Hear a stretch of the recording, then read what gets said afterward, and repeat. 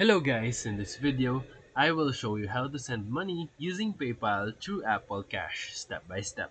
So step 1, make sure that you have set up Apple Cash in your wallet app and completed the identity verification. Step 2, open the Messages app and then select the contact that you want to send money to. Step 3, tap the Apple Pay button in the app bar above your keyboard. If you don't see that one, you can tap the App Store icon and then enable your Apple Pay.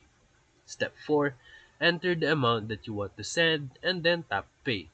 Step 5, tap the Send button and then authenticate the payment using Face ID, Touch ID, or your passcode. Step 6, and then the money will be instantly sent from your Apple Cash balance to the recipient's Apple Cash account. Now, you can easily send money through Apple Pay using Apple Cash. So if this video helped you, feel free to like and subscribe for more quick tutorials, reviews, and comparison videos. Thank you for watching.